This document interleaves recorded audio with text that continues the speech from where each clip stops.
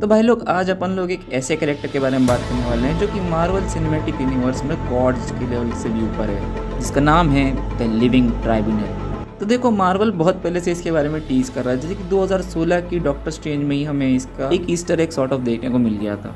This is a relic. Some magic is too powerful to sustain, so we imbue objects with it. This is the staff of the living tribunal. वहीं अब doctor strange in the multiverse of madness में हमें dimension travelling वाले scene में living tribunal का एक cameo देखने को मिला है। पर अब तुम्हारा सवाल ये होगा कि ये है कौन? तो भाई लोग the living tribunal actually multiverse का गार्जियन है, यानी कि मल्टीवर्स का पूरा हिसाब किताब ये आदमी संभालता है, क्रिएशन और डिस्ट्रक्शन दोनों। तो पहले शुरू करते हैं इसकी फर्स्ट अपीयरेंस से। The living tribunal doctor strange की कॉमिक स्ट्रेंज टेल्स इशू 157 में अपीयरेंस देता है सबसे पहले, जिसका नाम द सैंड ऑफ डेथ है। तो होता ये कि डॉक्टर स्ट्रेंज ओमार द अनस्पोकेबल नाम के एक विलन को हराने के लिए ज़ॉम नाम के एक विलन को अनलीश कर देते हैं, जहाँ पर ओमार तो उसे देखते ही भाग निकलता है, पर ज़ॉम धीरे धीरे कर अर्थ पर डिस्ट्रक्शन करने लग जाता है। जहाँ ज़ॉम डॉक्टर स्ट्रेंज को पूरी तरीके से हरा ही चुका होता है, वहीं एकदम अचानक से एक ब्राइट लाइट आती है, जिसके कारण ज़ॉमार जलने लग जाता है। ज़ॉम जल्दी समझ जाता है कि ये कौन है और डॉक्टर स्ट्रेंज पे अचानक से हमला कर ही रहा होता है कि तभी टाइम एकदम से रुक जाता है और डॉक्टर स्ट्रेंज के सामने और कॉमिक्स में पहली बार अपीयर होता है द लिविंग ट्राइब्यूनल, जो कि आते से पहली बात यही कहता है कि जो कुछ भी तुमने किया है उसके लिए तुम्हें और अर्थ को जज किया जाता है और अर्थ का टोटल डिस्ट्रक्शन निश्चित है। तो इसमें लिविंग ट्राइब्यूनल अपना इंट्रोडक्शन देता है और बताता है कि उसके 3 फेज एक्चुअली में एक यूनिवर्स की 3 मेन चीज़ों को रिप्रेजेंट करते हैं, इक्वलिटी, नेसेसिटी और वेंजेंस, जिनका मेन यूनिवर्स पे रिप्रेजेंटेटिव है। इक्वलिटी मतलब गैलेक्टस, नेसेसिटी मीन्स इटर्निटी और वेंजेंस यानी कि डेथ। तो द लिविंग ट्राइब्यूनल अपने ट्रायल शुरू करता है और अर्थ को जज करना चालू करता है। तो वो सबसे पहले डॉक्टर स्ट्रेंज पे इल्जाम लगाता है इस पूरे इन्फिनाइट प्लेन में एक कॉस्मिक डिजाइन है जिसमें सिर्फ सॉर्सरर ऑफ सुप्रीम हो सकता है, जो कि तुम हो, और तुमने ज़ॉम जैसे मॉन्स्टर को अनलीश कर एक बहुत ही क्रूशियल बैलेंस को डिस्टर्ब किया है। डॉक्टर स्ट्रेंज उसको इंटरफेयर करते हुए बोलता है कि सिर्फ अर्थ को और इस डायमेंशन को बचाने के लिए, जिसपे द लिविंग ट्राइब्यूनल उसे चुप कराते हुए बोलता है कि मेरे लिए सही गलत अच्छा बुरा जैसी चीजें मायने नहीं रखती। उसके बाद लिविंग ट्राइब्यूनल दूसरा इल्जाम लगाता है कि अर्थ बहुत ज्यादा ही ईवल लोग हो गए हैं, जहाँ डॉक्टर स्ट्रेंज मन ही मन सोच रहा होता है कि लिविंग ट्राइब्यूनल कैसे उसके सामने इतने सारे प्रोजेक्शंस कर रहा है और इतने सारे चेहरे उसके सामने एकदम से अपीयर हो गए, वो भी सिर्फ लिविंग ट्राइब्यूनल के बोलने से ही।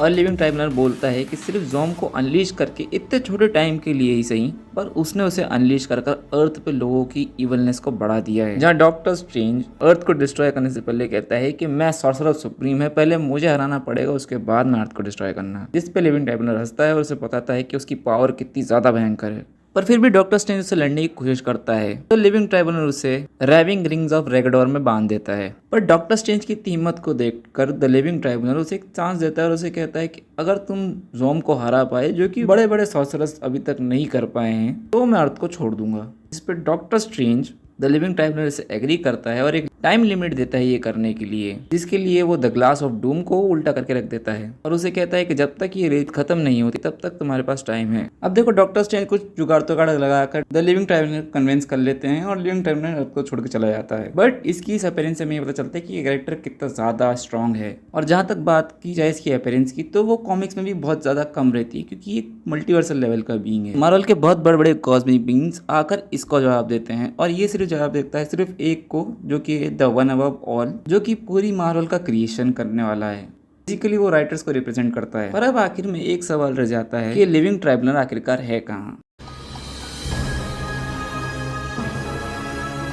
देखो लोकी के सीजन 1 में हमने देखा कि कैंग कैसे पूरी की पूरी मल्टीवर्स को अपने कंट्रोल में करके रखा हुआ है। उसने टीवी बनाया हुआ है, अपने अलग अलग वेरिएंट से वॉर किया हुआ है, और टाइम और मल्टीवर्स के हाथ में इतना मेस करने के बाद में भी लिविंग ट्राइब्यूनल आखिरकार क्यों नहीं आया जजमेंट देने उसके ऊपर, जिसके लिए मेरे हिसाब से मार्वल को काफी स्ट्रॉन्ग एक्सप्लेनेशन तो देनी ही पड़ेगी। बट अगर हम प्रिडिक्शन करें तो मेरे हिसाब से ये सब कनेक्टेड हो सकता है मार्वल की अगली बड़ी अवेंजर्स मूवी से, मतलब अगली की अगली वाली बड़ी मूवी से। तो मार्वल की सीक्रेट वर्ड्स अपने आप में एक बहुत बड़ा टॉपिक है, तो मैं उसे कवर नहीं करूंगा और शॉर्ट में सिर्फ लिविंग ट्राइब्यूनल का पार्ट में बता देता हूँ। तो सीक्रेट वर्ड्स के टाइम्स पे एक्चुअली ऐसा होता है कि एक्चुअली लिविंग ट्राइब्यूनल को एक बीइंग हरा देता है, जो कि 5th डायमेंशन से आया होता है, जिसका नाम रहता है द बियॉन्डर, जो कि मार्वल के पूरे मल्टीवर्स से बाहर एग्जिस्ट करता है। और द लिविंग ट्राइब्यूनल को हराने के लिए 3 बियॉन्डर्स को एक साथ आना पड़ा था। और मार्वल के लिए ये एक्सक्यूज कोई नया तो नहीं होगा और बहुत ही अच्छा फिट भी होता है, क्योंकि बहुत जल्दी फेज 6 में अनाउंस हुई अवेंजर्स सीक्रेट वॉर्स आने वाली है। तो उसको सेटअप करने के लिए इस चीज को एस्टैब्लिश किया जा सकता है कि कैंग ने उस टाइम में ये सब चीजें की जिस टाइम पे लिविंग ट्राइब्यूनल घायल था, क्योंकि लिविंग ट्राइब्यूनल मल्टीवर्स को प्रोटेक्ट नहीं कर पा रहा था, इसलिए कैंग द कंकरर ये सब चीजें कर पा रहा था। और क्योंकि secret Wars upcoming Avengers movie होने वाली है तो ये सेटअप अच्छी तरीके से जम भी जाएगा।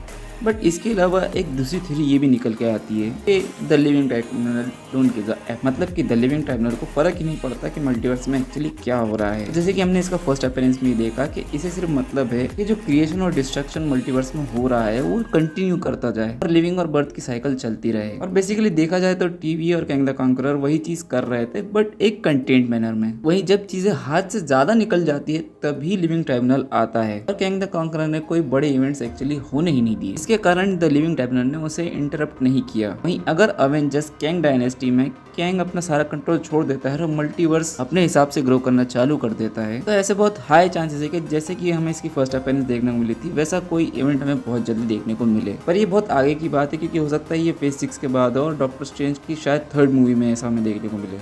बट ये मेरा ओपिनियन, मैं जानना चाहूँगा तुम्हारा क्या अपने लाइक करना, इस वीडियो को शेयर करना, कमेंट करके जरूर बताना तुम्हें ये वीडियो कैसी लगी। शेयर करना अपने दोस्तों के साथ में। मैं मिलूंगा तो अपनी नेक्स्ट वीडियो में, तब तक के लिए साइनिंग ऑफ।